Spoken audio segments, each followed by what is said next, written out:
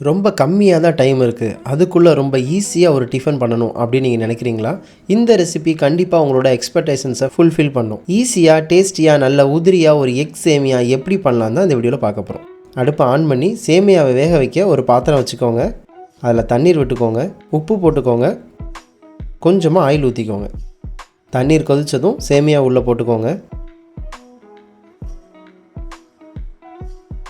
நல்லா கிளறி விட்டுக்கோங்க. சேமியா உதிரியாக வரணும் அப்படின்னா 5 நிமிஷம் மட்டும் கொதிக்க விட்டு குக் பண்ணிக்கோங்க. ஆல்ரெடி ரோஸ்டட் சேமியாங்கிறதுனால 5 நிமிஷத்துக்கு மேலே குக் பண்ண வேணாம். அதை எடுத்து ஃபில்டர் பண்ணிக்கோங்க.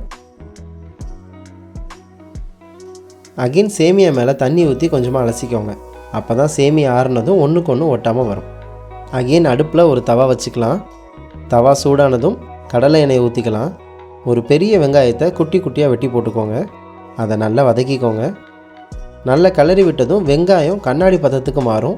இப்போ 5 பூண்டு பல்லை குட்டி குட்டியாக வெட்டி போட்டுக்கோங்க. அதையும் நல்லா கிளறி விடுங்க. இப்போ 1 ஸ்பூன் இஞ்சி பூண்டு விழுது போட்டுக்கோங்க. நல்லா வதக்கி விட்டுக்கோங்க. இஞ்சி பூண்டு பச்சை வடை போனதும் ஒரு பச்சை மிளகாயை சின்ன சின்னதாக வெட்டி போட்டுக்கோங்க. அதையும் நல்லா கிளறி விட்டுக்கோங்க. ஒரு தக்காளியை சின்ன சின்னதாக வெட்டி போட்டுக்கோங்க. இதை நல்லா கிளறிக்கோங்க. வதக்கும் போது கொஞ்சம் உப்பு போட்டுக்கோங்க. இது தக்காளி சீக்கிரம் வதங்க நமக்கு ஹெல்ப் பண்ணும். நல்லா வதக்கிக்கோங்க. பாதி க்ரீன் கேப்சிகமும் பாதி ரெட் கேப்சிகமும் கட் பண்ணி இதில் போட்டுக்கலாம். இதையும் நல்லா வதக்கி விட்டுக்கோங்க. நல்லா கலந்து விட்ட பிறகு 1/2 ஸ்பூன் சிவப்பு மிளகாய்த்தூள், 1/2 ஸ்பூன் ரெட் சில்லி ஃப்ளேக்ஸ் இதையும் போட்டு நல்லா கிளறி விட்டுக்க போகிறோம். இதுக்கு நடுவில் கொஞ்சம் கேப் கிரியேட் பண்ணிக்கோங்க. அதில் ஒரு முட்டையை உடைச்சி ஊற்றிக்கோங்க. கொஞ்சமாக உப்பு போட்டு முட்டையை மிக்ஸ் பண்ணி விட்டுக்கோங்க.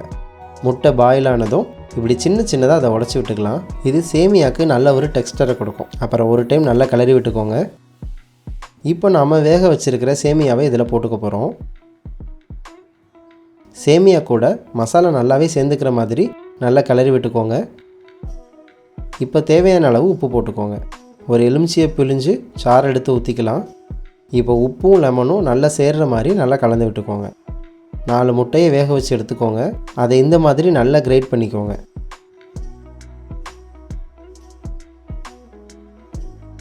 பார்க்கவே ரொம்ப அழகாக இருக்குல்ல.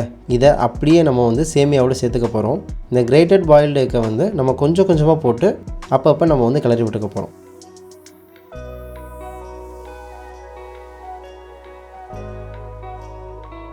கடைசியாக குட்டி குட்டியாக வெட்டின கொத்தமல்லி தழை இதோடு போட்டுக்கோங்க. நல்லா கலந்து விட்டு இறக்குனீங்கன்னா புதுமையான சுவையில் புரோட்டீன் நிறைஞ்ச எக் சேமியா ரெடி. இது நல்ல உதிரியாக இருக்கும். ஃபைனல் டச்சாக ஒரு சின்ன ஃப்ரை பேனில் நெய் விட்டுக்கோங்க. நெய் சூடானதும் வேர்க்கடலையை போட்டு பொரிய விடுங்க. அப்புறம் முந்திரி பருப்பையும் போட்டு பொரிய விடுங்க. ரெண்டும் கலர் மாறினதும் இதை எடுத்து நம்ம சேமியாவில் போட்டுக்கலாம். சும்மா டாப்பிங்ஸ் மாதிரி கொத்தமல்லி தலையை ஃபைனலாக தூவி விட்டு முடிச்சிடலாம். ரொம்பவே ஈஸியாக செய்யக்கூடிய டிஃபன் பாக்ஸ் ரெசிபி நமக்கு ரெடி ஆகிடுச்சு. மேகி கேட்குற குழந்தைகளுக்கு கூட இந்த வீட் எக் சேமியா செஞ்சு கொடுத்தீங்க அப்படின்னா நல்ல ஹெல்த்தியாகவும் எம்மியாகவும் இருக்குங்க. Have a healthy life for ever. Thank you so much. Bye.